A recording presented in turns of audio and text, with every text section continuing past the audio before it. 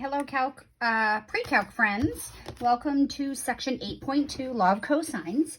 Just a friendly reminder, last section in 8.1, we talked about the law of sines, and the law of sines says for any triangle, the sine of the angle over the length of the side opposite is equal to the sine of either of the other angles over its length on the opposite side. Or we could use the reciprocal ratios. We can use the law of sines to solve a triangle when we know at least the measure of one angle and the length of the side opposite. So we use this case for angle, angle, side, angle, angle, angle, angle, side, side, angle, and angle, side. Once we know two angles, so the first three cases, we automatically know the third, and there was unique solutions for these guys. The SSA and the ASS case is one we had to be really careful about because there may be no solution, one solution, or two solutions. If we do not know, if we only know one angle and we don't know the length of the side opposite of it, we cannot use the law of sines. So there's another law called the law of cosines. And the law of cosines says for any triangle, this relationship always holds. And that relationship is, well, it's kind of cool. It sort of reminds us of the Pythagorean Theorem if we take off the end pieces here. It says if we take any side and square it, that's going to be equal to the sum of the other two sides squared. Now, this is not a right triangle, so there's no hypotheses to refer to here. So any side is the sum of the sides, the other sides squared, minus 2 times the cosine of that angle times the length of the other two sides. So I know that was a mouthful. So here's our template. So this side A, if we square A, it's equivalent to B squared plus C squared minus 2 times B times C times the cosine of A. So we start with A and we end with A. B squared, on the other hand, is going to equal A squared plus C squared, the other two sides squared, minus 2 times the lengths of those sides. And then we're going to end with the cosine of the angle opposite the side we started with, right? And the same holds for C. All right, so we're going to use these for our side, angle, side, and our side, side case. And again, you don't need to memorize the little anagrams and what they mean, which ones to use. You just always shoot for the law of sines. It's a lot easier algebraically, but in order to use the law of sines, we have to know an angle and the length of the side opposite of it. If you do not know an angle and the length of the side opposite of it, then you have to use the law of cosines, okay? So before we use the law of cosines, let's just remind ourselves of a couple little tidbits of information from geometry. Keep in mind that if we have the largest angle in a triangle, so let's say looking at this picture, this appears to be the largest angle. Okay, the largest side is always opposite. So this is going to be the longest. So the longest side is always opposite the largest angle. Likewise, the smallest side is always opposite the smallest angle.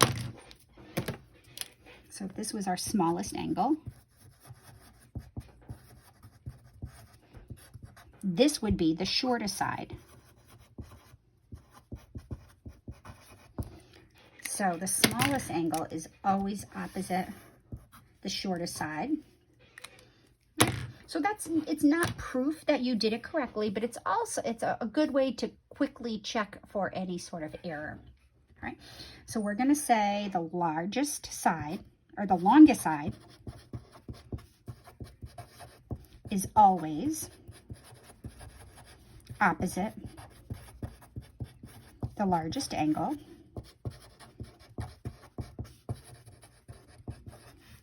And the shortest side is always opposite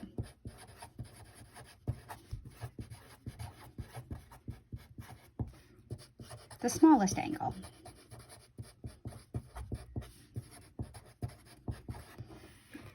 Now, another interesting thing to keep in mind is that if we look at the other sides that are not the longest side, so I'm going to call these sides, I'm going to call this length X and this length Y.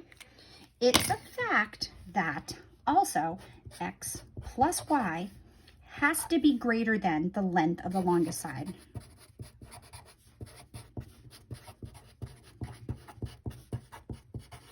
So the sum of the lengths of the two shorter sides has to exceed the longer side. If these guys are too short, we would never be able to have a triangle. So just imagine if we were to flatten this out, make this angle 180 degrees and pull this guy straight, the lengths of these two lines would be much longer than that bottom line. So this is what's going to help us determine if one of our cases actually has a solution or not. All right, so let's solve the triangle. The angle is 62 degrees. Angle A is 62 degrees, B is 13, and C is 7. So if you try to use the ratios for the law of sines here, no matter what two ratios we picked, we would have two unknowns. So it would be impossible to solve using the law of sines. We would need to know the length of side little a. Now remember, these are not right triangles, so we cannot use Pythagorean theorem. So I'm going to just sort of to the best of my ability, draw a triangle. I'm going to call this 62 degrees. So this must be side little a. I'm going to call this angle B. So if I call that angle B, this is going to be side B. And I'm going to call this angle C. So this must be side little c, which will be 7. I guess I'm actually going to just call this 13. Now clearly I didn't draw my picture to scale because it looks like this side, my left side is shorter than that, and I called it the longer side, but that's okay. All right, so now I know I can't use the law of sines because I'd have the sine of 62 degrees over A is the sine of B over 13 or the sine of C over 7. You must know an angle and the length of the side opposite, and we don't know either one of these angles. So we are stuck with the law of cosines. So now what we do know, I'll put this as angle A, right? I guess I will label these. This is little b and this is little c. Okay, so in order to find side A, well, we know angle A, side B, and side C. So let's go look right here. Which template would we use? Well, we need to use the template for which the angle we know is in that template. So we know angle A, so we're going to use this guy right here. A squared equals B squared plus C squared plus C squared minus 2BC. So whatever side we're looking for, it's going to be the sum of the other side squared minus 2 times those stay right inside here. And then we're going to tag on the cosine of angle A. So what you start with, you end with. So we're going to have A squared is equal to 13 squared plus 7 squared minus 2 times 13 times 7 times the cosine of 62 degrees. Now 62 degrees isn't a super nice angle. It's not one of our multiples of 30 or 45, so we're just going to have to pop this all into our calculator, and it's very important that you do this correctly. Make sure that your calculator is in degree mode, and we're going to do, see that? Let's see. Well, hopefully you can. I'm going to do, clear this, we're going to do 13 squared plus 7 squared minus 2 times 13 times 7 cosine of 62 degrees. I'm going to hit enter, and I'm going to get A squared to be about 132.5566. Now, I'm not going to write that number down. I'm just going to take the square root of that number right here. We're going to, because we want to try to do the least amount of rounding as possible. So I'm going to do second square root, and I'm going to use my second answer key. And I'm going to get A to be about equal to, if you're going to round, go to at least 5 places. Side A is 11.5133. So make sure you're in degree mode in your calculator. Make sure you can pop that in. If you struggle with any of that, be sure to ask. All right, so now we know let's see, I'm going to put it here in yellow so we can see that we found that guy, 11.5133, whatever units we're using, right? All right, well, now we know all three sides, so we just have to retrieve these angles. We actually only need to find one of the angles now using the law of cosines. We could technically use the law of sines here, right? Because now we know an angle and the length of the side opposite of it. But in theory, you're allowing yourself to have more room for error. So mathematicians tend to say once you start using a law, you should use that law to solve the entire triangle. So I'm going to go by that rule, and I'm going to stick with my law of cosines. So I'm going to solve for B. So I'm going to solve for B. So here I wanted to solve for side A. Here I'm going to solve for angle B. Right, so the law I'm going to have to use to solve for angle B is going to be this guy right here, because that's the only one that has angle B in it. So I'm going to start with B squared, and I'm going to end with the cosine of B. So I'm going to use B squared.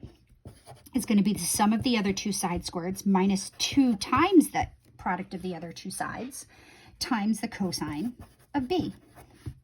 So let's pop everything in. B squared is 13. 13 squared equals, well, A squared is going to be 11.5133 squared plus 7 squared minus 2 times 11.5133 times 7 times the cosine of B. Right, so now you have to be really super careful here. I would highly suggest solving for the cosine of B before you pop everything else into your calculator, because if you start multiplying this out and using these new rounded numbers here, where just every time you round, you're losing accuracy. So what I'm going to do is take these two numbers and bring them over to the left. So I'm going to have 13 squared, or you can call that 169, minus 11.5133 squared minus 7 squared equals negative 2, 11.5133 times 7 times the cosine of B. All right, so I just subtracted both those over to the left side.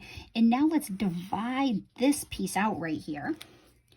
So I get 13 squared minus 11.5133 squared minus 7 squared, all divided by negative 2, 11.5133 times 7, and that's going to be equal to the cosine of B.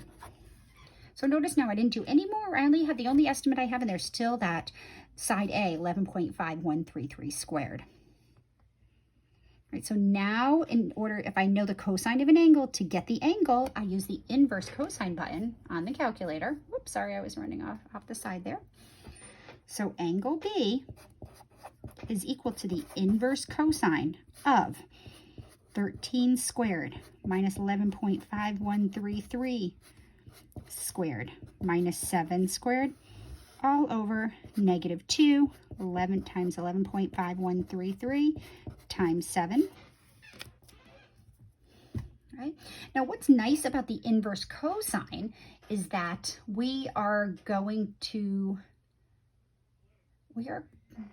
be quiet. It's going to give us, it will always give us an angle that works. So where we don't have to do those options like in the SSA and the ASS triangle, this is going to be our only answer. All right, so I'm going to do how I do this. Hopefully you can see this. I'm going to do what's inside these parentheses first. So I'm going to do 13 squared minus 11.5133 squared minus 7 squared. I'm going to find that answer, and then I'm going to divide that by, and I'm going to put the whole denominator in parentheses, negative 2 times 11.5133 times 7. And this is what I'm taking the inverse cosine of. So now I'm going to use the second inverse cosine button, and I'm going to use my answer key, and there's my angle. 85 degrees, 85.5322. So B is about equal to 85.5322 degrees. And make sure you use the degree symbol. right, so we're so close. So now we know angle B is 85.5322. So make sure you're practicing in this in your calculator, because half of the battle is getting this in your calculator.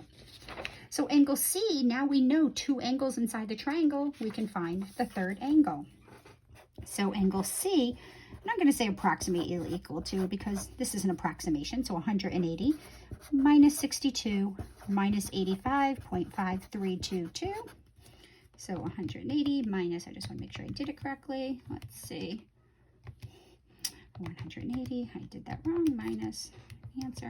We get about 32 degrees. Yep, that sounds about right.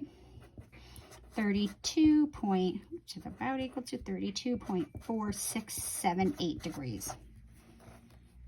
So therefore, given angle A is equal to 62 degrees, side B is 13, and side C is 7, we get that side little a is about 11.5133. And we get that angle B is about equal to 85.5322 degrees. And angle C is about equal to 32.4678 degrees. Woohoo! All right. So again, you have to practice. You've got to be able to follow this and get this into your calculator. If you're struggling at all, you know where to find me. All right. So then there's just one other type of problem that we solve using the law of cosines. And it's when we know all three sides, side, side, side. Remember, we can't know just the three angles in a triangle because there's infinitely many angles with those three angles. But we can know the three sides.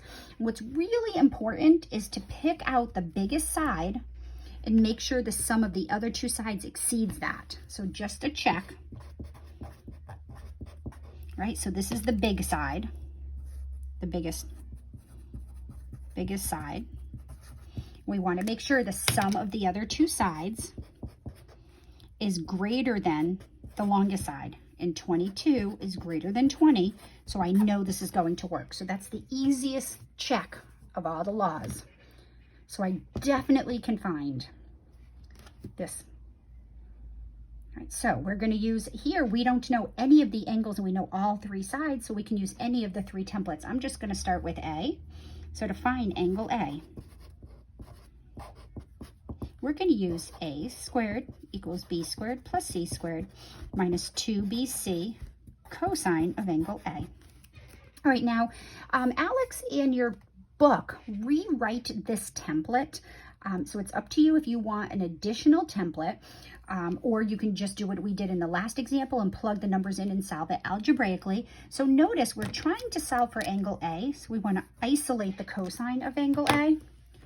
So to do that, we're going to subtract B squared and C squared. So then we're going to get A squared minus B squared minus C squared. And then we're going to divide out the negative 2BC to get the cosine of A. So angle A is going to be the inverse cosine of A squared minus B squared minus C squared all over negative 2BC. And that's exactly what we did back here. I just didn't create that template. I just think it's just one additional template to try to remember. I think it's easier just to do the algebra. So right here, when we did this, when we found angle B, it was the inverse cosine of, this was B squared minus A squared, right? So it was B squared minus A squared minus C squared all over negative 2AC. So we did this just algebraically. So whatever works better for you, you can plug all the numbers like I did and then solve it algebraically, or you can use this these two templates are exactly the same. Well, not exactly, they're the same process, they're just rearranged. So it's the same thing. So angle A is going to be the inverse cosine. Now, seeing I already did the algebra generically, we're going to do A squared, which is 20 squared, minus B squared, 12 squared, minus 10 squared, all over negative 2 times 12 times 10. And we're going to pop this into our calculator. I like to just try to do it all. I'm actually going to do this number first. I'm going to do 20 squared minus 12 squared minus 10 squared. I'm going to get that numerator. And then I'm going to divide in parentheses -2 times 12 times 10. So I get, whoops, I did not do that right. Oh, no, I did do that right. Sorry. So this inside here is -0.65. And then I'm going to do second inverse cosine. And I do second answer, which is above your negative sign, or your negative sign. So I'm going to go second answer. So I can take the inverse cosine of that number. And we get angle A to be 130 degrees. 130.5416 degrees. All right, so that is angle A. Now I have to use, I'm going to use again the law of cosines because we try to stick with the law. So to find angle B, I'm going to use the template B squared equals A squared plus C squared minus 2AC cosine B. I can rearrange this template and get angle B to equal the inverse cosine of, well, it would be B squared minus A squared minus C squared all over -2AC. So just by subtracting A squared and C squared to that side and then dividing by -2A. So we're going to get angle B is going to be equal to the inverse cosine of, well, B squared is 12. 12 squared minus 20 squared minus 10 squared all over -2 times 20 times 10. Woo! We're going to do this on our calculator. And again, make sure you do what works best for you. I like to do 12 squared minus 20 squared minus 10 squared. I get that numerator and then I divide it by, in parentheses, -2 times 20 times 10. And this number inside here is 0.89. I do second inverse cosine, second answer, and I get 27.1268 degrees. All right, so I didn't draw my triangle this time, but I found angle A. So I'm going to put angle A, angle B. Now remember, once you know two angles in a triangle, automatically find the third angle just by subtracting the other two from 150. So angle C, well, angle C is going to be 180 degrees minus the other two, 130.5416 degrees minus 27.1268 degrees, and that's going to be equal to 3316 degrees. And there we have our whole triangle. So therefore, given side A to be 20, side B to be 12, and side C to be 10, we get angle A to be about 130.5416 degrees, angle B to be about equal to 27.1268 degrees, and C to be about equal to 22.3316 degrees. Woo! So those are your two cases for the law of cosine. So even though the algebra is more complicated, the whole concept is actually easier. I said one more problem. Let's look at this guy right here. So I know, just looking at this quickly, that this is an impossible triangle. If we have one side that is 100 units long, that's supposed to be straight, right? And if this side is only 20, so like 1/5 of this, so if that's 20, right? And then this is only 12, it's going to be impossible no matter what we do with these angles to get these two to touch. This point will never reach over there. So notice the sum of the shorter sides is less than the length of the longer side, and this can't happen. This is an impossible triangle. The length of the sum of the lengths of the two shorter sides must exceed the length of the longer side. So this is an impossible